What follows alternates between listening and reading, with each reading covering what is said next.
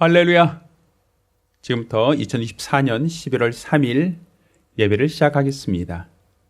함께 봉독하실 하나님 말씀 고린도 후서 12장 5절로 10절까지 말씀을 교독하겠습니다. 마지막 절은 같이 읽겠습니다. 내가 이런 사람을 위하여 자랑하겠으나 나를 위하여는 약한 것들 외에는 자랑치 아니하리라. 내가 만일 자랑하고자 하여도 어리석은 자가 되지 아니할 것은 내가 참말을 함이라. 그러나 누가 나를 보는 바와 내게 듣는 바에 지나치게 생각과 두려워하여 그만두노라. 여러 계시를 받은 것이 지극히 크므로 너무 자고하지 않게 하시려고 내 육체에 가시 곧 사단의 사자를 주셨으니 이는 나를 쳐서 너무 자고하지 않게 하려 하심이니라. 이것이 내게서 떠나기 위하여 내가 3번 주께 간구하였더니 내게 이르시기를 내 은혜가 내게 족하도다. 이는 내 능력이 약한 데서 온전하여짐이라 하신지라. 이러므로 도리어 크게 기뻐함으로 나 여러 약한 것들에 대하여 자랑하리니 이는 그리스도의 능력으로 내게 머물게 하려 함이라. 그러므로 내가 그리스도를 위하여 약한 것들과 능욕과 궁핍과 핍박과 곤란을 기뻐하노니 이는 내가 약할 그때에 곧 강함이니라. 아멘. 자, 오늘은 범사에 감사하는 성도가 되자 45번째 시간으로 자고하지 않게 하심을 감사하자라는 제목으로 하나님 말씀 함께 나누겠습니다. 자, 우리는 은혜에 기초하여 신앙생활을 합니다. 이 은혜라는 것은 값없이 주시는 하나님의 선물을 은혜라고 하죠. 세상 종교와 우리가 갖고 있는 이 신앙의 가장 근본적인 차이는 내가 지성과 정성의 노력을 해서 내 공력을 어찌하든지 상달시키려고 하는 그런 어떠한 세상 종교와 달리 우리는 은혜로 시작한다라는 거예요. 우리 심청전이라고 하는 우리나라 고전을 보면 아버지 눈을 뜨게 하기 위하여 공양 및 300석이라고 하는 재물이 필요하죠. 무엇인가 내가 헌신을 해야 되고 무엇인가 내가 그만큼 드려야만 그만큼 뭔가 내가 해야만 그래야만 무엇인가 좋은 것, 뭔가 귀한 것 이것이 있지 않겠는가라고 생각을 합니다. 임당수에 자기 몸을 투신하고 이렇게까지 해서 치성과 정성을 쏟았더니 아버지 눈이 뜨게 한다. 이것이 바로 세상 종교입니다. 그렇지만 우리는 내 노력, 내 공로, 내 희생과 무관하게 우리는 하나님의 은혜로 사는 자들이다라는 거예요. 하나님의 은혜 없이는 우리가 아무것도 할 수 없다라는 것이죠. 자, 과연 우리가 하나님의 은혜로 살고 있는가? 또 우리가 하나님의 은혜로 산다라고 한다면 우리는 과연 하나님으로부터 어떤 은혜를 받았는가라는 것을 우리는 분별할 필요가 있죠. 이사야서 53장에는 이와 같이 얘기합니다. 그가 찔림은 우리의 허물을 인하며 그가 상함은 우리의 죄악을 인함이라. 그러니까 징계를 받음으로 우리가 평안을 누리고 채찍에 맞음으로 우리가 나음을 얻었도다라고 말하고 있죠. 또 그가 부유한 자로서 가난케 되신 것은 우리 가난한 자로 부유케 하기 위함이었다라고 말씀하고 있죠. 이 모든 것이 내가 노력하고 내가 열심을 내서 얻어진 게 아니라 모두가 하나님의 은혜라는 겁니다.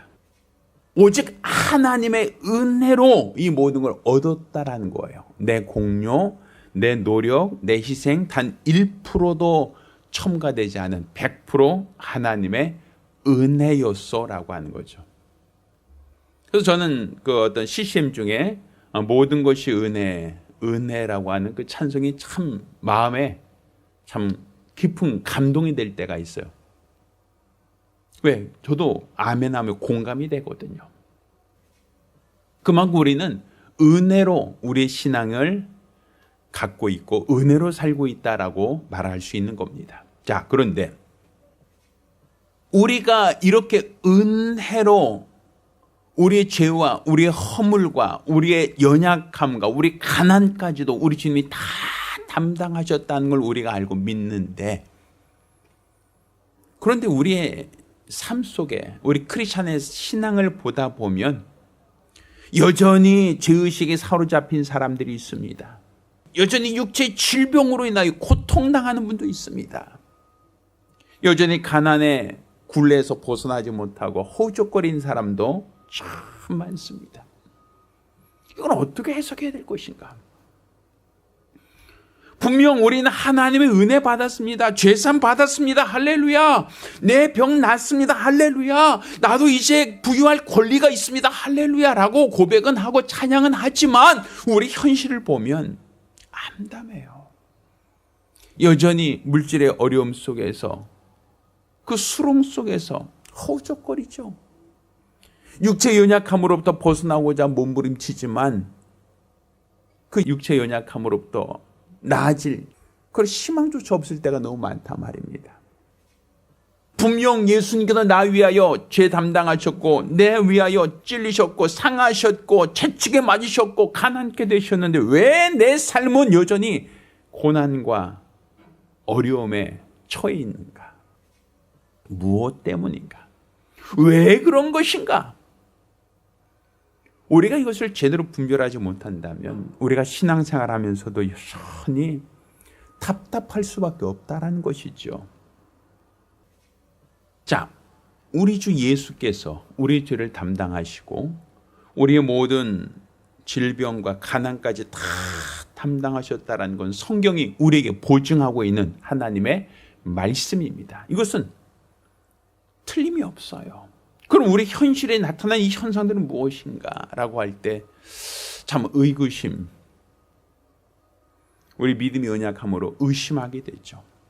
저는 오늘 우리가 읽은 이 본문 말씀 가운데 바울의 기도가 유독 눈에 밟히고 또 이것이 우리 마음에 우리가 위로가 될 수 있는 것은 이 말씀 속에도 이 바울이 기도 속에 이런 얘기합니다. 자, 오늘 본문 7절에 보면 이와 같이 얘기합니다. 여러 계시를 받은 것이 지극히 크므로 너무 자고하지 않게 하시려고 내 육체에 가시 곧 사단의 사자를 주셨으니 라고 표현하고 있어요. 사도 바울이 얘기합니다. 내 육체에 가시가 있다는 거예요. 여러분 생선 먹다가 가시를 함께 드셔본 분 있습니까? 음식을 먹을 때마다 목이 따끔따끔하고 아프죠. 계속 그것이 고통스러우니까 뭔가 자꾸만 우리가 그것을 가시를 빼고 싶어 하지 않습니까? 일을 하다가 손에 가시가 박혀 보세요. 눈에 보이지 않는 그 조그만 가시 때문에 손 쓸 때마다 따끔따끔한 것이 얼마나 귀찮습니까? 자, 그런데 하나님께서 그 육체의 가시, 곧 사단의 사자를 주셨다라고 얘기하는 거예요. 이는 너무 자고하지 않게 하려 하십니다 라고 얘기하죠. 자, 사도 바울도 이것을 기도합니다. 이것이 내게 떠나기 위하여 내가 3번 주께 간구하였더니 라고 표현하고 있어요. 하나님께 이 육체의 가시를 거둬달라고 3번씩이나 기도했다는 겁니다. 그렇지만 오늘 본문 보면 내게 이르기를 내 은혜가 내게 족하도다. 이는 내 능력이 약한 데서 온전해짐이라 하신지라 라고 되어 있어요. 자, 그럼 이 육체의 가시를 허락하신 분은 누구십니까? 결국 하나님이라는 거 아니겠습니까? 육체의 가시가 빨리 내게서 해결되기를 원했지만 왜 그것을 계속 하나님이 허락하시는가? 이는 나로 자고치 않게 하려 하셨다라고 표현하고 있지 않습니까? 전 이런 데서 우리가 은혜 받은 자로서 받는 고난에 대하여 은혜 받았음에도 불구하고 받는 이 고난의 문제에 대하여 우리가 감사할 조건이 무엇인가 라는 것을 한번 찾아보고 또 감사할 수 있는 시간 되기를 예수 이름으로 축원합니다. 자, 첫 번째 우리가 하나님께 감사할 수 있는 이 감사의 이유가 있습니다. 이것은 이 모든 것을 하나님이 주관하고 있다는 것. 이것을 우리는 먼저 감사할 수 있어야 됩니다. 사도 바울의 고백처럼 그가 고난을 당했어요. 육체에 가시가 있어요. 계속 그 몸을 아프게 합니다.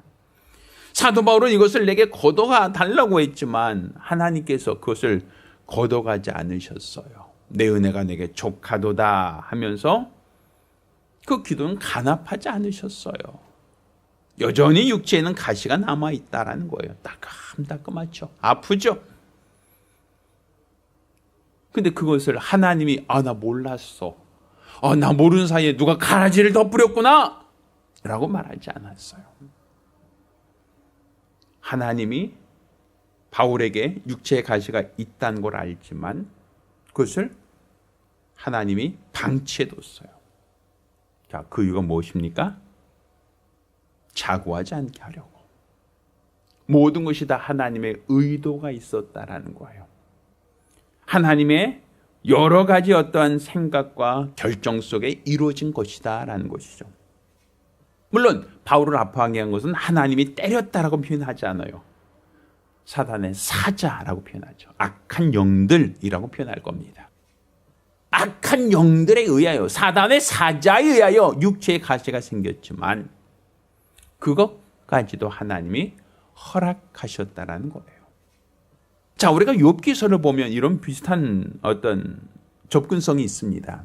욥기서 2장 4절 6절까지 보면 이렇게 얘기하죠. 사단이 여호와께 대답하여 가로되 가죽으로 가죽을 받고 오니 사람이 그 모든 소유물로 자기 생명을 받고 올지라. 이제 주의 손을 펴서 그의 뼈와 살을 찢어서 그래야면 정령 대면하여 주를 욕하리이다. 자, 6절 같이 읽습니다. 여호와께서 사단에게 이르시되 내가 그를 내 손에 붙이노라. 오직 그의 생명은 해하지 말지니라. 이렇게 됐죠. 자, 여호와께서 사단에게 말합니다. 그를 너희 손에 붙이겠다. 넘기겠다는 거죠. 그렇지만 그의 생명만큼은 해하지 말라. 자, 욥이 당한 그 모든 고난, 욥이 당한 그 모든 좌절, 절망, 실패, 그 모든 원인이 결국은 사단이 바로 욥을 시험하였다. 욥에게 준 고난이었다. 육체의 가시였다라고 말할 수 있을 겁니다. 근데 그것까지도 허락하신 분이 누구시냐라는 거예요.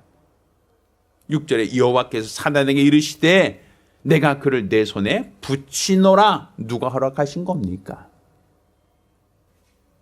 뱀에게 배로 기어다니며 흙을 먹을지니라. 누가 허락하신 겁니까?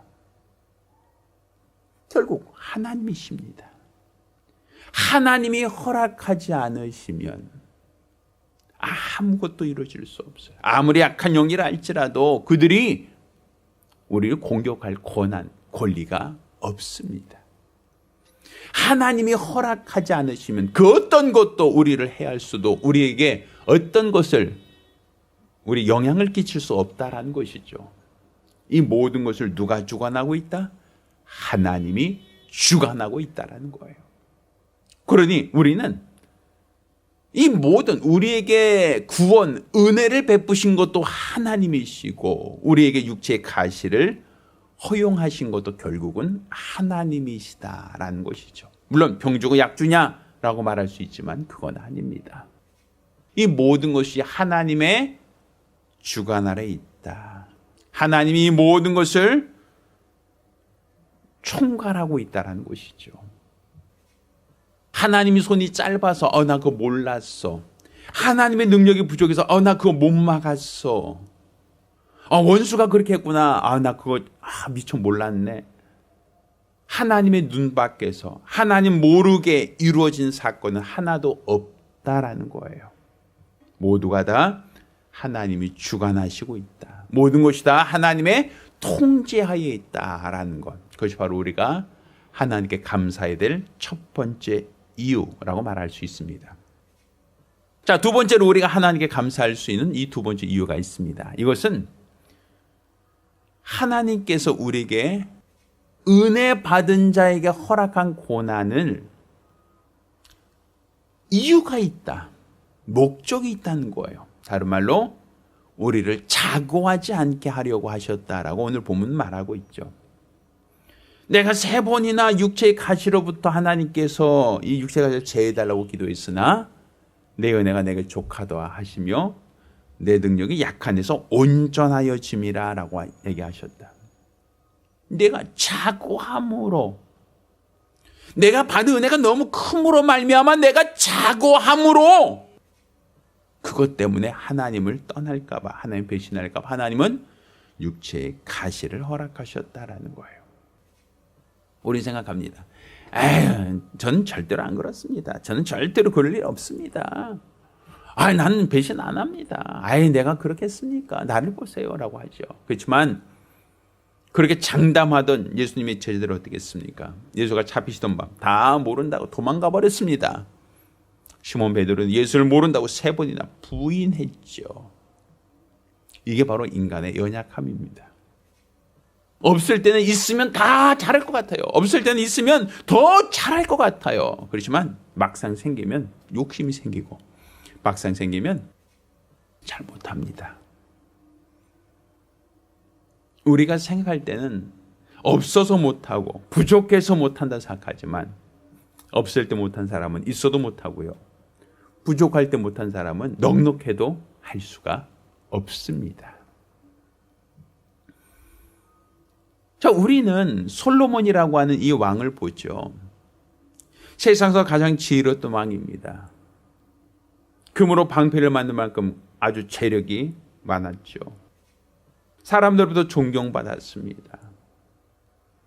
또 오래 장수하며 여러 자녀를 두었어요. 여러 아내로부터 여러 자녀를 둘 만큼 그는 누릴 수 있는 모든 복을 다 누렸다라고 볼 수 있죠. 그렇게 지혜롭고 그렇게 모든 것을 하나님께 복을 받았던 그 솔로몬이 노후에 어떤 일이 생깁니까? 결국 나라가 분열됐어요. 그 이유는 그가 이방 종교를 허용했기 때문에, 이방 여인들을 아내로 삼지 말라는 하나님 말씀을 거역하고 이방 여인들을 아내로 삼다 보니 결국 그 이방 여인들이 갖고 온 종교로 말미암아 그 나라가 하나님만 섬기는 나라가 아니라 우상이 가득가득 차고 넘치는 나라가 되었고 그 결과 그 나라가 분열되지 않았습니까? 부족할 때는 하나님께 지혜도 구하고 물질도 구하고 능력도 구해요. 그렇지만 그 모든 걸 누리게 된 다음부터는 교만하여지더라 이거예요. 그래서 하나님께서는 바울에게 내가 자고하지 않게 하려고 사단의 사자 곧 육체의 가시를 허락하셨다라고 얘기하는 거예요. 그러니까 마치 우리가 자동차가 있다 할 때 요즘에 급가속, 급발진이라는 말 많이 듣죠. 자동차가 달리는데 아주 급발진합니다. 100km 이상, 150km 이상, 200km까지 망 하고 달립니다. 그럼 사람들이 우와 자동차 좋다, 우와 빠르다 라고 얘기하잖아요. 그 자동차가 멈출 때 멈추지 못하면 계속 그 가속이 된 상태로 멈추지 않고 계속 달려만 간다면 어찌 되겠습니까? 많은 사람이나 많은 차량 희생하고 파괴되지 않겠습니까? 또한 자기 자신도 크게 망가져 버리지 않겠습니까? 왜 급발진을 왜 무섭다고 합니까? 내가 통제가 안 된다는 거예요. 자동차가 잘 달리기만 하면 되지 뭐가 문제입니까? 라고 얘기할 거예요. 문제는 잘 달려서 문제가 아니라 멈추려고 할 때 멈추지 않는 게 문제입니다. 세워야 할 때 세울 수 없는 게 문제입니다. 바로 우리 육체에 가시는 우리가 너무 자고하지 않도록 너무 높아지지 않도록 너무 교만하지 않도록 하는 브레이크와 같은 겁니다. 그러니 하나님께서 이 육체의 가시를 허락하신 것은 바로 우리를 사랑하신 하나님의 사랑의 표현이라고 볼 수 있는 겁니다. 그러니 우리에게 육체의 가시를 허락하신 것까지도 우리는 감사할 수 있다라고 해서 우리는 두 번째 감사할 수 있는 이유를 찾을 수 있습니다. 또 세 번째로 우리가 감사할 수 있는 감사가 있습니다. 이 감사는 고린도서 10장 13절 말씀을 가지고 우리가 그 감사 이유를 찾아보려고 합니다. 사람이 감당할 시험 밖에는 너에게 당한 것이 없나니 오직 하나님은 미쁘사 너희가 감당치 못할 시험 당함을 허락지 아니하시고 이렇게 돼 있어요. 우리가 감당할 수 없는 시험 당함을 하나님은 허락하지 아니하신다라는 거예요. 그러면 우리가 어디까지 감당할 수 있는가? 우리가 어느 정도 시험까지는 감당할 수 있겠는가? 우리 하나님은 아실까요? 모르실까요? 우리는 머리로 안다고 얘기해요. 머리로. 라면, 탕수육, 짜장면, 머리로 알아요. 근데 너 만들어 봤어? 하면 전 못 만들어요. 뭐 라면 정도는 끓일 줄 알지만 탕수육? 뭐 짜장면? 저는 만들 재주가 없어요. 먹어보는 봤지만 레시피를 몰라요. 요리할 능력은 없어요. 내가 직접 만들어 봐야 이것은 이렇구나 저렇구나라고 판단할 수 있을 거예요. 자, 하나님께서는 우리 인간의 연약함을 감당하기 위하여 그 아들을 세상에 보내셨습니다.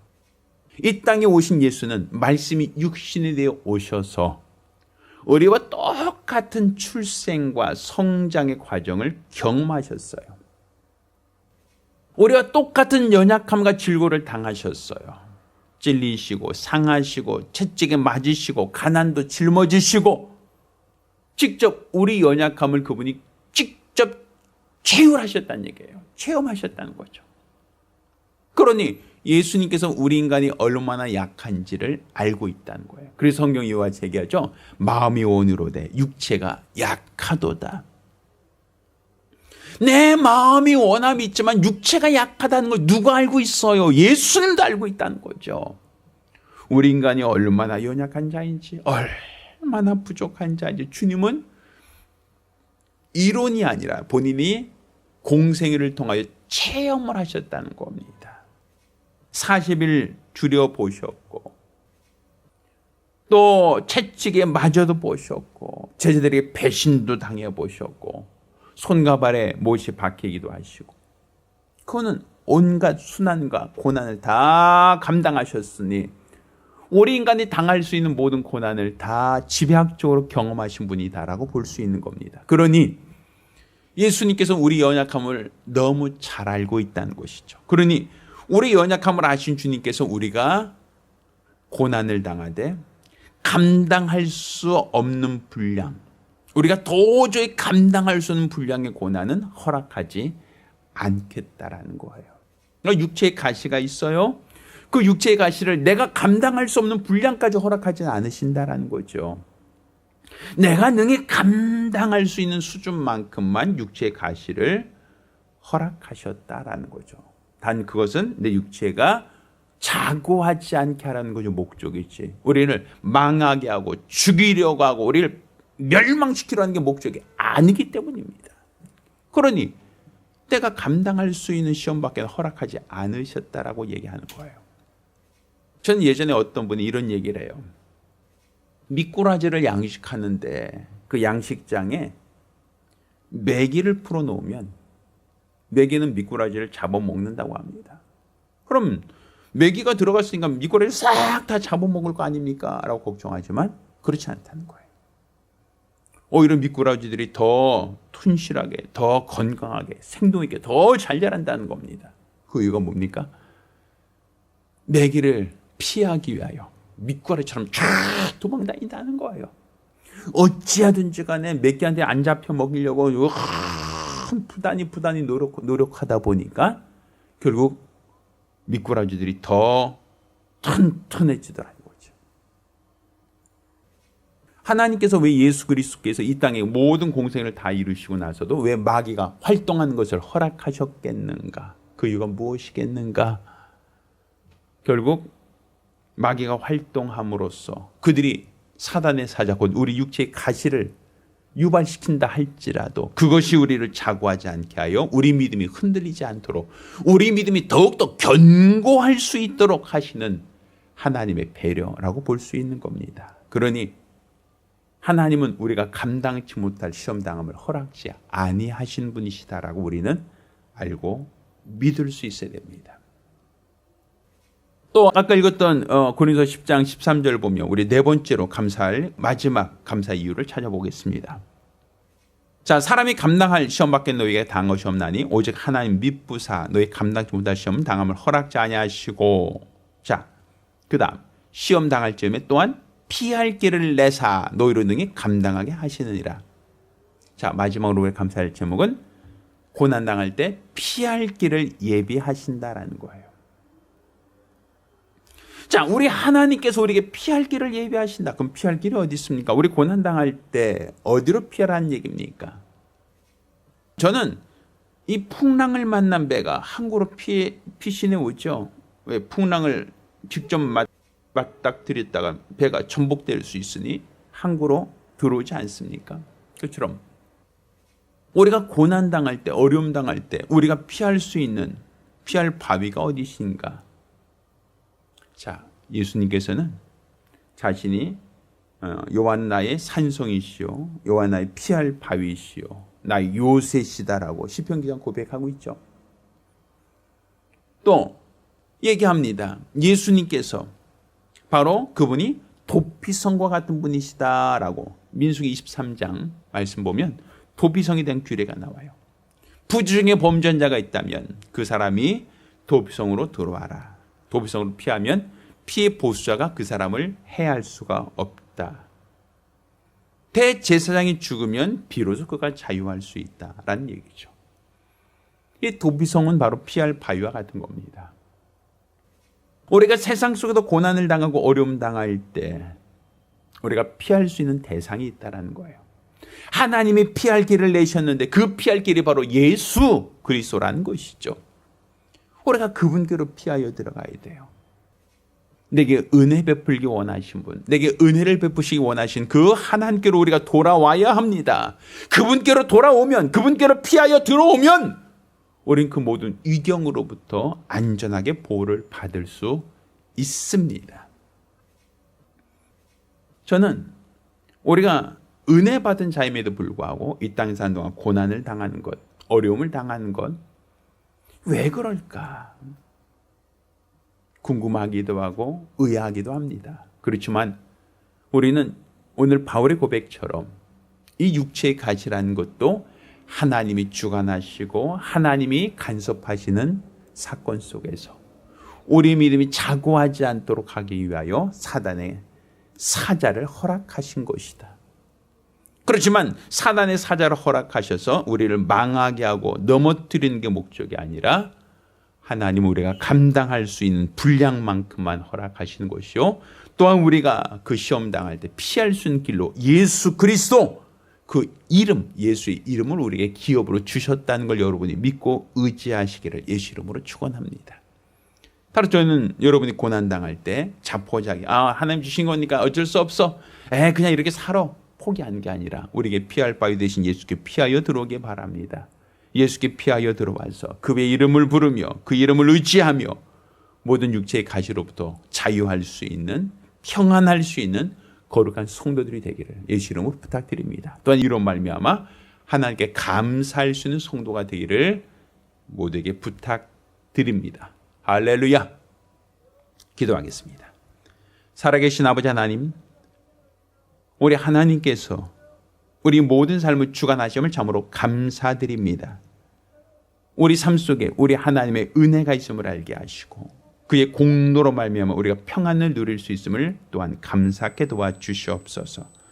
때로 우리가 원치 않는 고난 당할 때 이 고난의 이유가 육체의 가시가 아프고 힘들어질 수 있습니다. 그렇지만 그것까지도 하나님이 주관하고 있다는 걸 깨닫게 도와주시고 이는 우리를 자고치 않게 하려고 하는 하나님의 배려로 우리가 깨달아 알게 도와주시옵소서. 또는 이 육체의 가시는 내가 감당할 수 없는 분량만큼, 도저히 내가 감당할 수 없는 분량만큼 허락하심이 아니라 우리 인간의 육체의 연약함을 아신 예수께서 우리 인간이 감당할 시험밖에는 허락지 아니하신다 하셨사오니 이 모든 것을 능히 감당할 수 있는 힘과 지혜가 있음을 깨닫게 도와주시옵시고 또 이것을 당할 때 우리가 좌절하고 낙심하지 말도록 피할 바위 곧 예수 그리스도를 도피성으로 허락하여 주셨사온즉 우리가 고난당할 때마다 예수께로 피하여 들어오게 하시고 예수 안에서 평안과 위로를 얻게 도와 주시옵소서. 이로써 우리가 고난 중에도 감사할 수 있는 성도들이 되게 하여 주시옵소서. 살아계신 우리 주 예수 이름으로 기도드렸습니다. 아멘. 이제는 우리 주 예수 그리스도의 은혜와 아버지 하나님의 극진하신 사랑과 보이사 성령님의 교통과 역사하심이 오늘과 같이 그래서 예수의 공로로 살기 위해 우리 모든 성도들과 가정들을 위해 이제부터 영원까지 함께 있을지어다. 아멘. 네, 감사합니다.